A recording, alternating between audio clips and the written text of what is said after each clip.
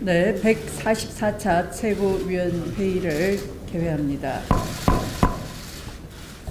추미애 당대표님의 발언이 있겠습니다. 5월 대선이 끝나고 오늘이 세 번째 광주 방문입니다. 지난 6월에 최고위를 이곳에서 열었고 또 8월에 택시 운전사를 함께 관람했습니다. 그리고 오늘 추석 연휴를 앞두고 현장 최고위와 또 광주 전남 지역 예산당정 협의를 아울러 열게 되었습니다. 저는 올해 정기국회를 여는 첫 교섭단체 대표 연설에서 반드시 해결해야 할 역사 과제로 제주 4.3 항쟁과 5.18 민주화 운동에 대한 진상규명을 천명한 바 있습니다.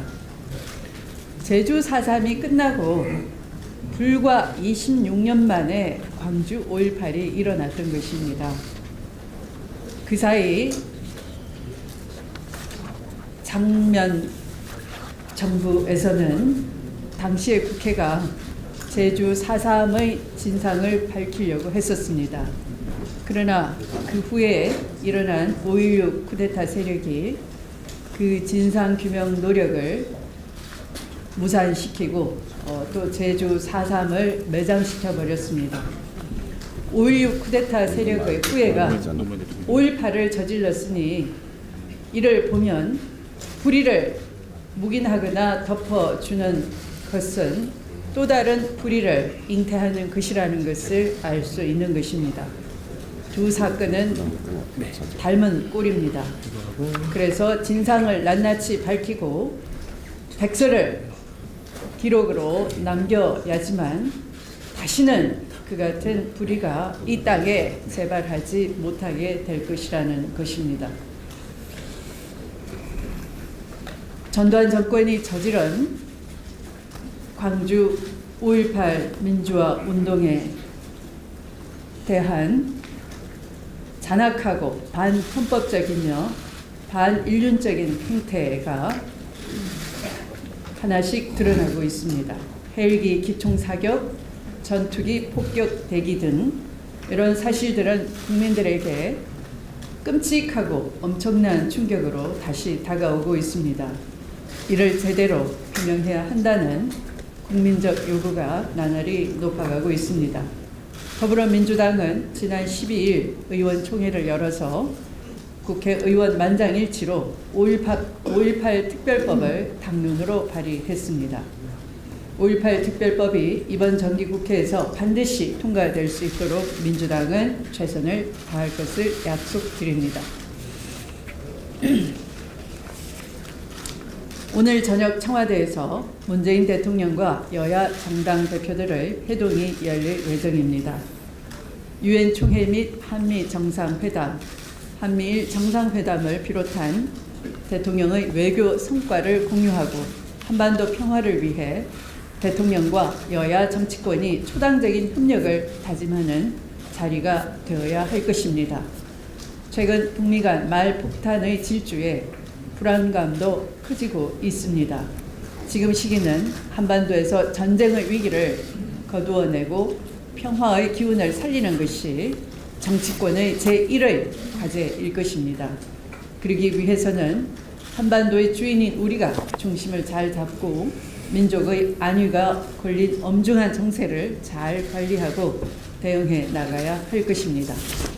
어제 문재인 대통령은 14선언 10주년 기념사에서 지금은 국민의 안전과 평화적인 상황 관리가 우선임을 지적하면서 북한에 대해서는 대화의 장에 나올 것을 촉구하고 14 공동선언은 살아있음을 강조했습니다.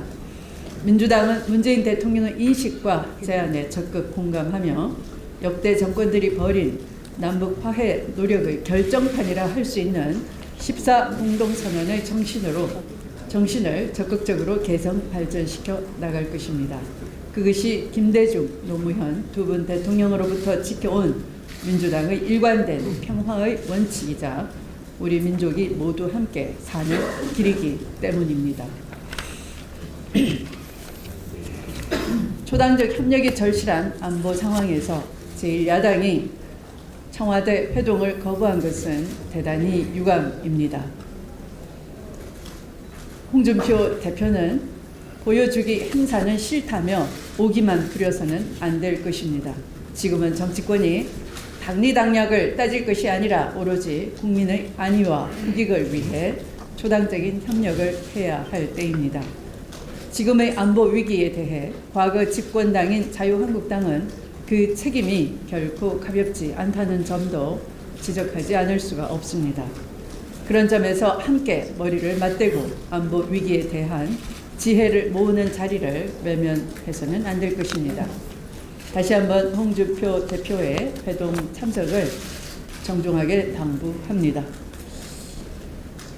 정부가 박근혜 정부의 노동개혁의 상징인 양대 지침을 공식 폐기했습니다. 문재인 정부의 노동 존중 의지를 실천하는 전격적인 결정으로 정권교체 의미를 실감케 하는 상징적인 조치라 평가합니다. 박근혜 정권의 양대 지침에 반발해 노사정의를 탈퇴했던 한국노총이 이제 노사정의에 참석하지 못할 이유가 제거된 마당에 새 정부의 노사정은 박근혜 정부의 노사정과 다르다는 것을 함께 테이블에 앉아 만들어야 할 것입니다. 더불어민주당도 우리 사회에서 노동의 지위와 권리를 신장시키는 일이 궁극적으로는 한국 경제의 든든한 버팀목이 된다는 믿음을 노동자와 함께 꿋꿋하게 실현시켜 나갈 것입니다. 이명박 전 대통령이 댓글 공작 심리 전단 증언을 직접 지시한 보고서가 공개되었습니다. 이렇게 물증이 나타나면서 이명박 전 대통령은 결국 사찰 공화국의 대통령이 되었다는 것입니다. 직접 대답해야 할 차례가 오고 있는 것 같습니다.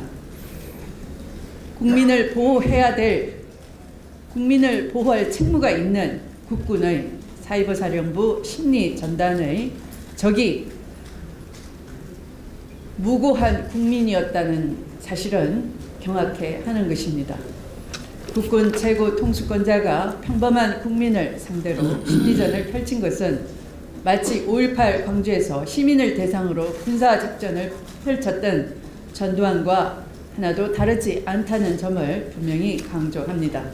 검찰은 성령 없는 조사를 통해 사건의 진상을 철저히 규명하고 반드시 처벌해야 할 것입니다.